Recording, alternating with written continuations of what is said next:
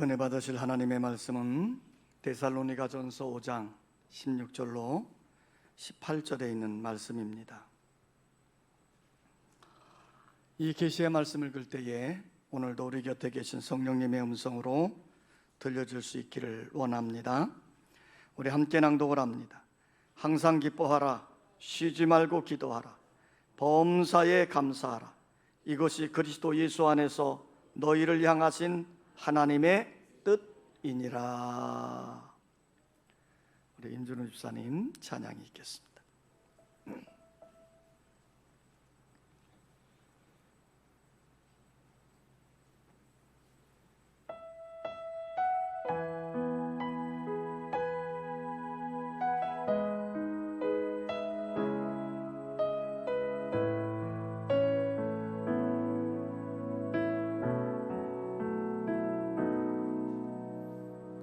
고단한 인생길 힘겨운 오늘도 예수 내 마음 아시네.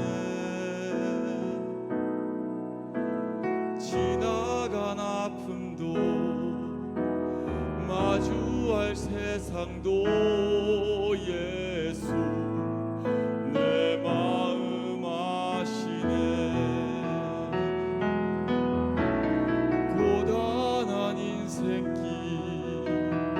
힘겨운 오늘도 예수 내 마음 아시네. 지나간 아픔도 마주할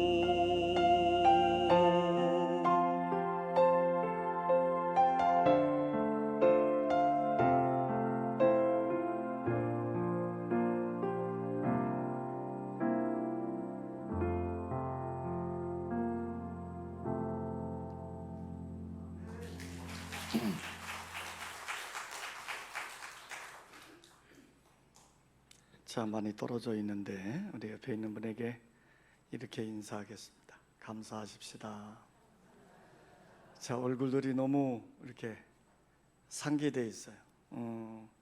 마스크를 쓰긴 써도 여전히 마음이 평안한 얼굴들이 아니에요. 자, 다시 옆에 분을 보시면서 마음을 감사로 채웁시다.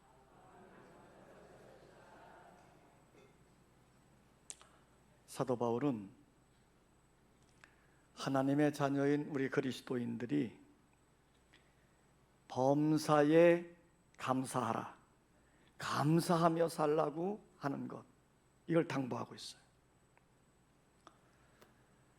그러니까 바울이 성도들이 신앙생활하는 것을 가만히 보니까 그들의 삶에 역경도 있고 고난도 있는데 거기서 허덕이고 있는 그들을 격려하기 위해서 이 편지를 쓴 것이 이 데살로니가서입니다. 바울은 이 편지에서 진정한 그리스도인, 건강한 그리스도인의 삶이 어떠한 것인가 하는 것을 우리에게 분명하게 말씀해 주고 있어요. 우리의 성도의 삶은 무엇이냐? 항상 기뻐하라, 쉬지 말고 기도하라, 범사에 감사하라. 아멘 안 하셔도 이게 성경이 우리에게 명하고 있는 우리 그리스도인의 삶입니다. 그러니까 범사에 감사하라. 자, 우리 하나님도 우리 하나님께서 우리 하나님의 백성들이 감사하며 살기를 원하셔서 감사의 절기를 만들어 주셨어요. 유월절이라든지 초막절이라든지 또 오순절이라든지, 자, 이런 절기들을 만들어 주시고 그 절기를 통해서 감사를 배우게 하셨고 감사가 생활화되도록 주님이 명하신 거예요. 그러므로 우리 성도들의 삶은 뭐냐? 감사해야 돼요.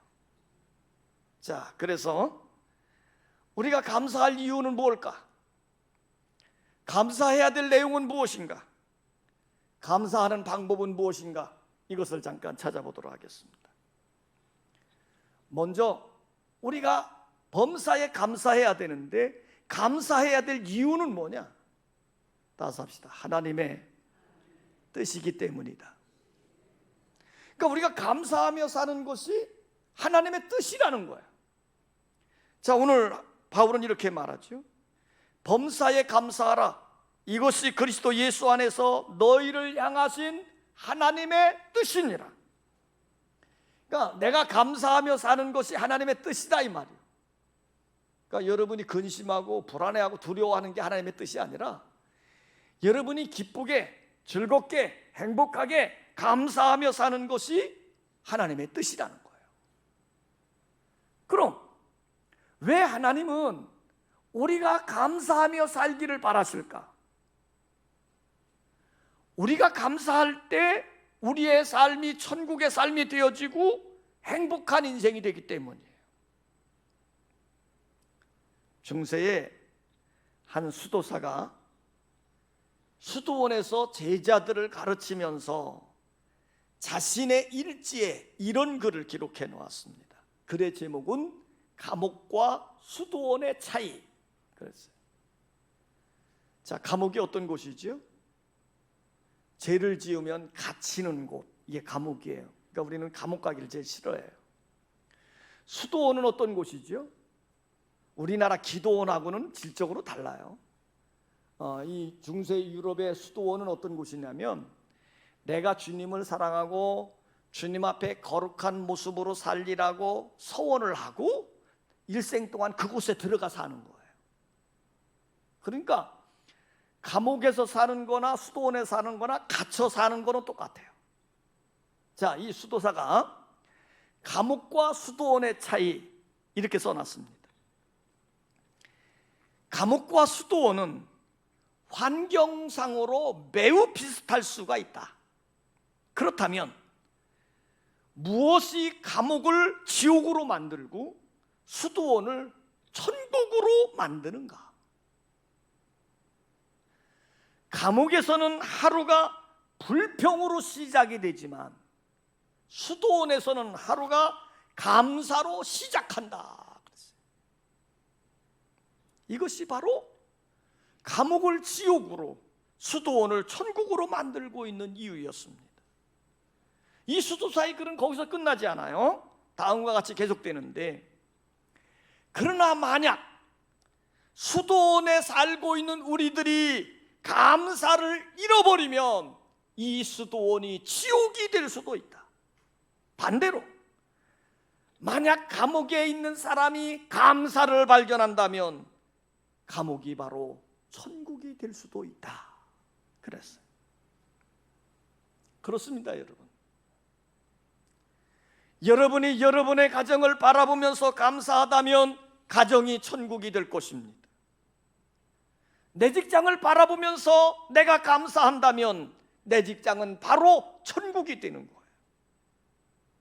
내 교회를 바라보면서 내 마음속에 은혜에 대한 감사가 넘쳐진다면 내 교회가 바로 천국이 되는 것입니다.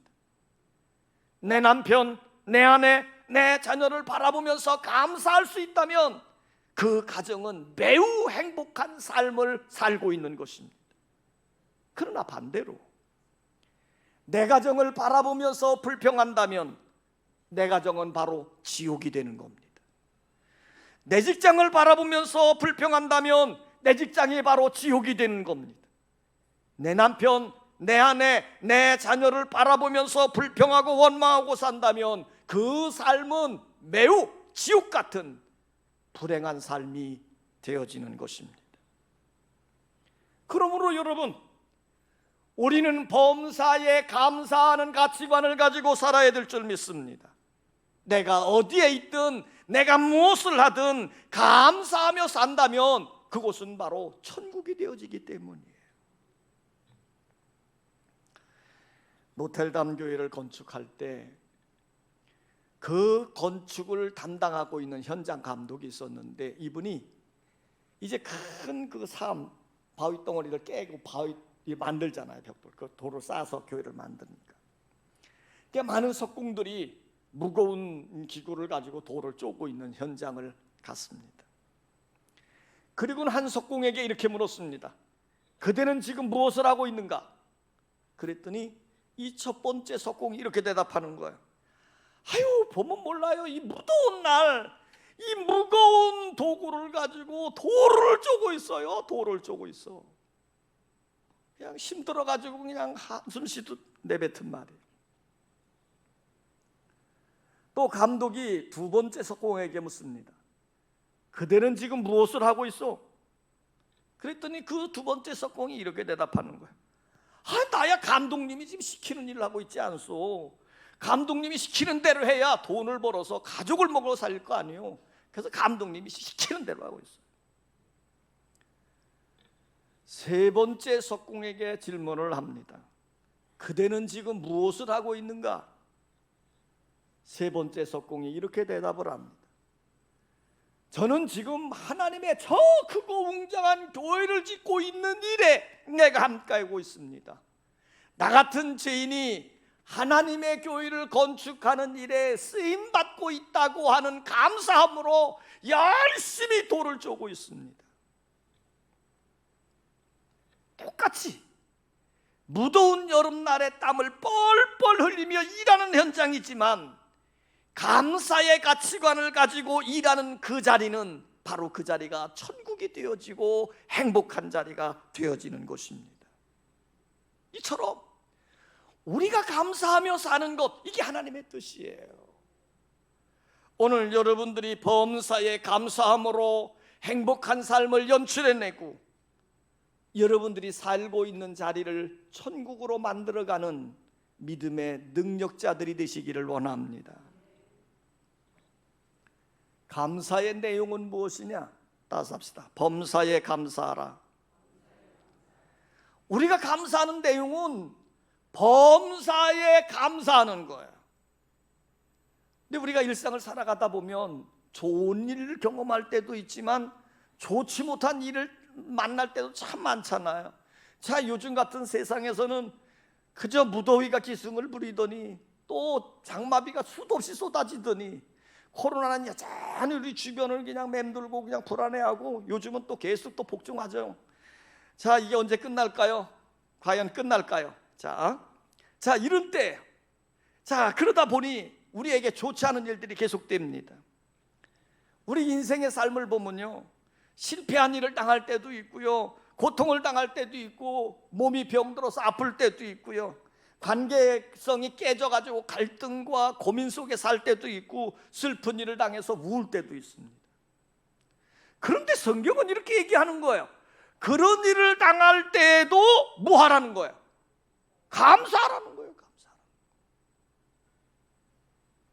특별히 사도 바울이 오늘 본문 말씀은 데살로니가 전서에 있는 말씀이에요. 사도 바울이 데살로니가 교회를 향해서 편지를 쓴 겁니다. 그런데 이 편지 글을 자세히 보다 보면요, 그 당시에 데살로니가 교인들의 형편이 어떤 형편이냐면 환난을 당하고 박해를 당한 때, 요즘처럼 우리 교회가 심각한 환난을 당한 거 이 데살로니가 교인보다는 훨씬 덜한 거죠. 자, 이렇게 환난을 당하고 박해를 당하고 있는 성도들에게 지금 이 편지의 말씀을 쓰고 있는 거거든요. 우리가 데살로니가 전서를 보면요, 1장 6절에 환난 가운데서 2장 2절에 고난과 능욕을 당하였으나 2장 14절에 보면 고난을 받은 것 같이 3장 7절에 모든 궁핍과 환난 가운데서 그랬어요. 그러니까 당시에 데살로니가 성도들은 예수 믿는 것 때문에 환난을 당하고 박해를 당하고 예배 드리는 것 때문에 때로는 굶어야 되고 매를 맞아야 되고 때로는 감옥에 갇혀야 되는 처절한 슬픔의 현장 속에 있었는데, 그럼에도 불구하고 그들을 향해서 바울이 편지를 쓰는 거예요. 쓰면서 뭐라고 말씀하시는지 아십니까? 여러분, 범사에 감사하십시오. 오늘 여러분이 당한 고난 중에도, 여러분의 어려운 환경 가운데서도 감사하십시오. 이렇게 당부하고 있는 거예요. 이것이 어떻게 가능할까요? 사도 바울은 로마서 8장 28절에서 이렇게 말씀했습니다.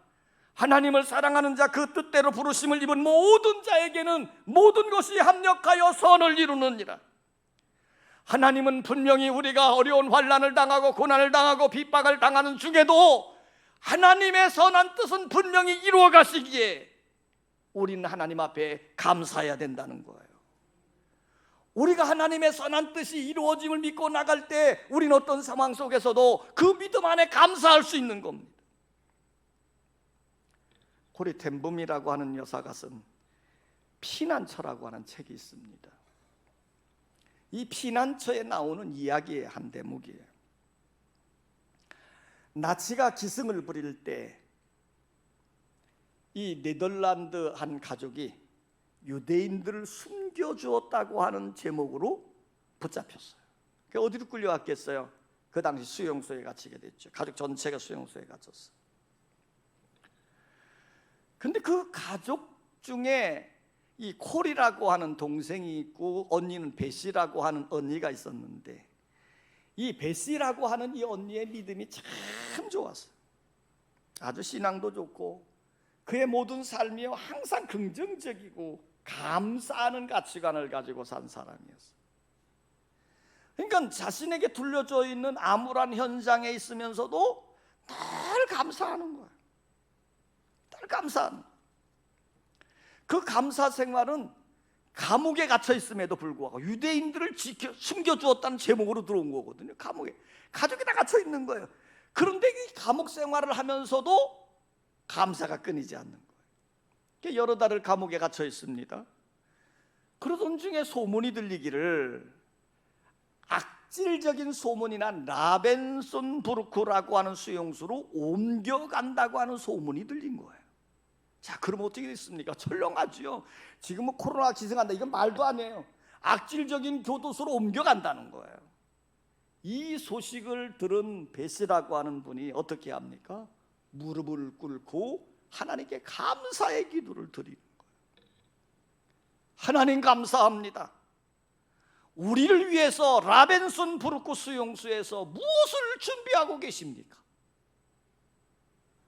다른 사람들은 악명 높은 교도소라고 두려워할 판인데 오히려 그곳으로 가게 된 것에 대해서 하나님께 감사 기도를 한다니까요.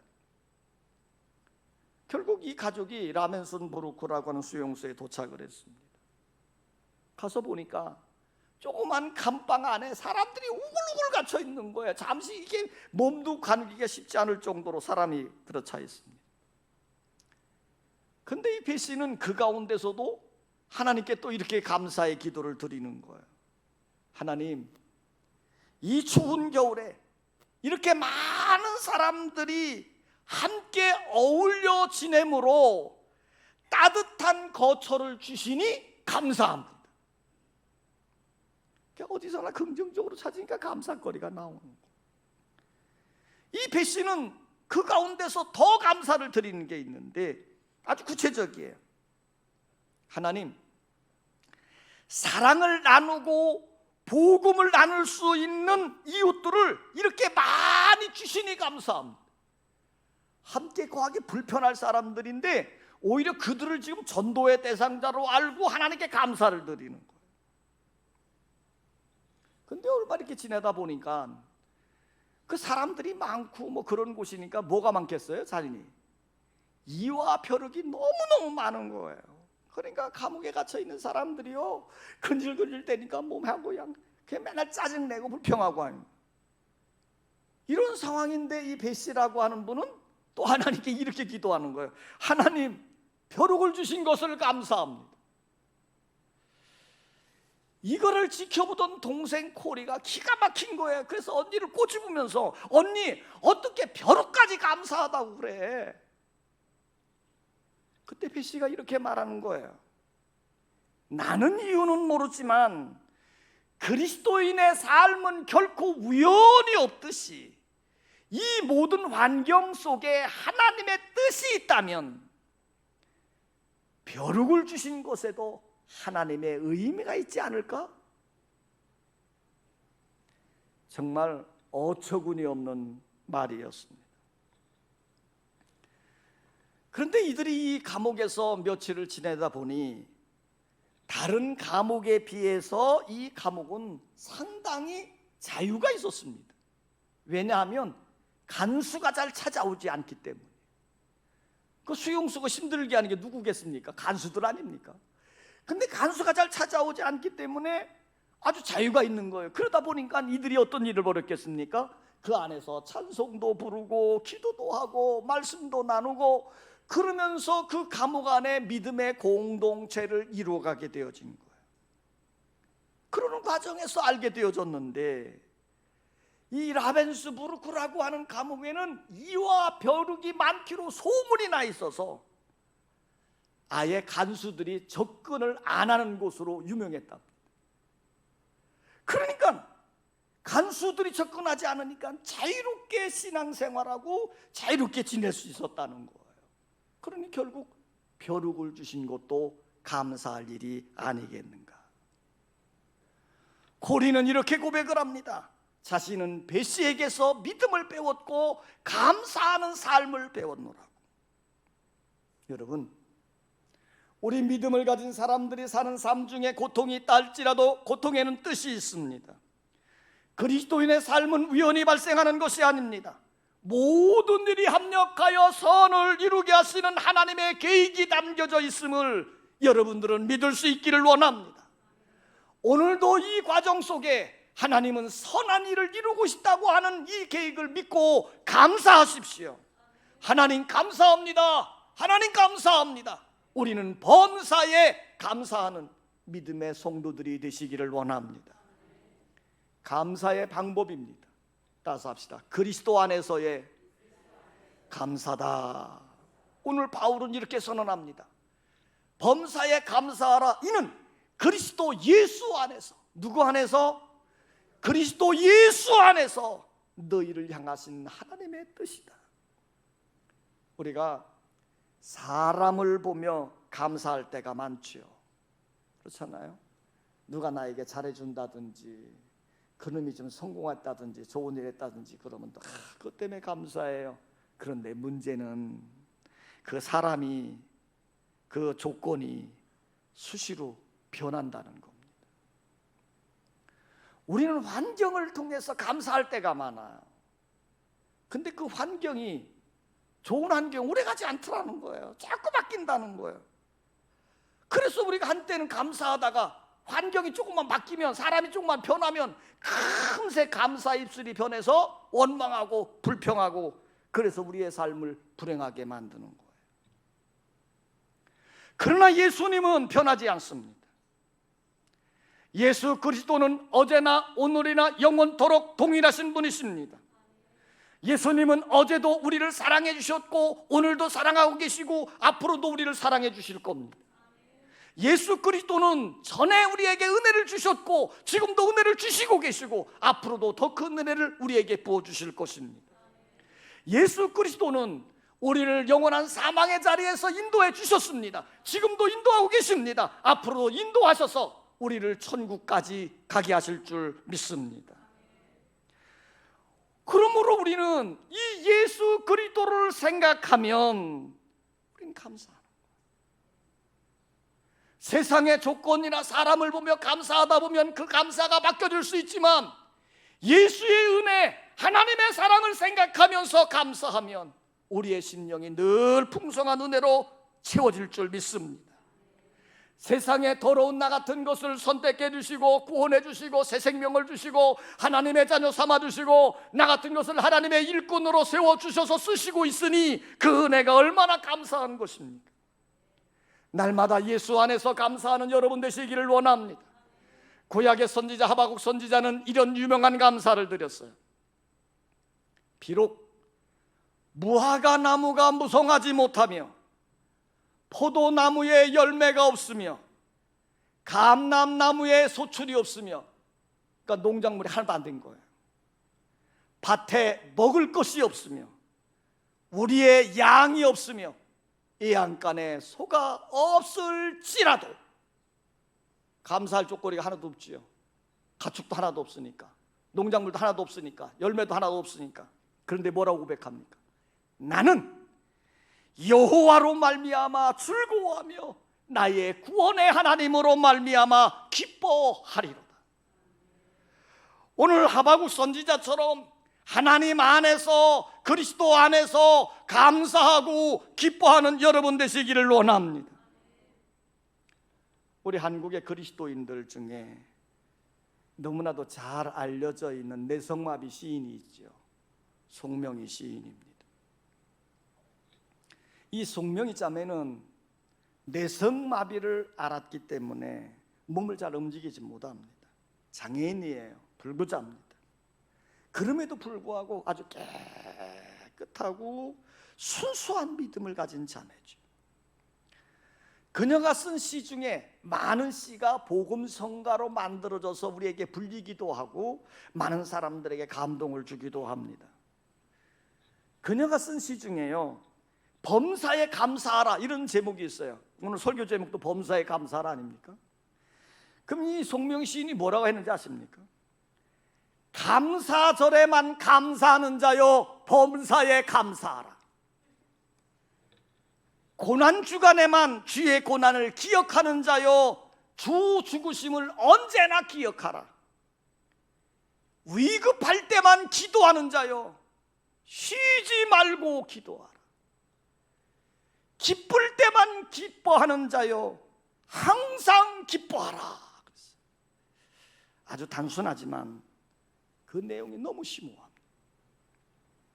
그리고 이 자매가 쓴 시 중에요, 이런 제목의 시도 있어요. 내가 행복한 이유. 여러분 행복하십니까? 몸도 움직이지 못하는 내성마비를 앓고 있는 사람인데도 행복하다는 거예요. 그 시에 이렇게 되어 있습니다. 내가 행복한 이유. 내가 행복한 이유는 내게 재물 많은 이유 아니요 주 내게 분깃된 이유 때문에. 내가 행복한 이유는 내게 친구가 많은 이유 아니요 주 내게 친구된 이유 때문에.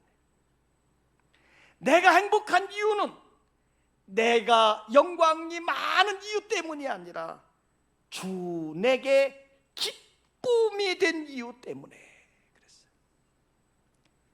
송명희 자매가 행복하고 기뻐하는 이유는 주님이 나의 기쁨이고 주님이 나의 분기시고 주님이 나의 사랑이고 주님이 나의 소망이고 주님이 나의 능력이라고 고백하고 있기 때문에 그는 행복하다는 겁니다.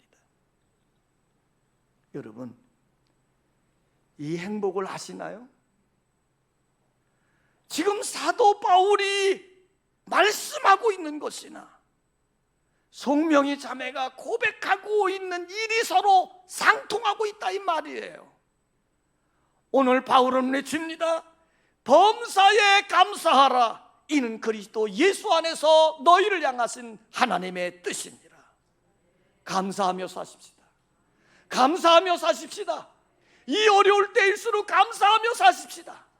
핍박을 당하고 환난을 당하고 있는 성도들을 향해 범사에 감사하라, 감사하십시오 있었던 바울의 심령처럼 오늘도 주님 안에서 나를 선택해 주시고 나를 구원해 주시고 나에게 새 생명을 주시고 나에게 천국의 영원한 소망을 주셨으며 지금도 나와 함께 동행하시는 주님의 손길을 기억하며 예수 안에서 감사하며 사십시다.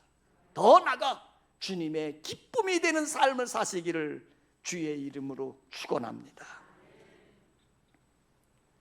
아버지 하나님,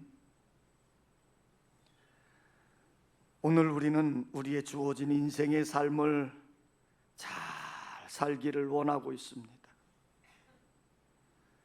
그럼에도 살다가 보면 불평하고 원망하고 낙심하고 화를 내고 때로는 좌절하기도 합니다.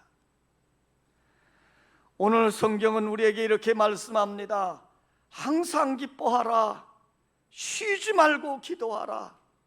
범사에 감사하라. 이것이 너희를 향하신 하나님의 뜻이다. 아버지 하나님, 우리가 살고 있는 삶의 현장이 암울한 현실이지만 이런 과정 속에서도 하나님의 선한 손길을 경험해 가게 하시고 하나님 안에서 감사하는 넉넉한 마음을 갖게 하여 주시옵소서. 예수님의 이름으로 기도하옵나이다. 아멘.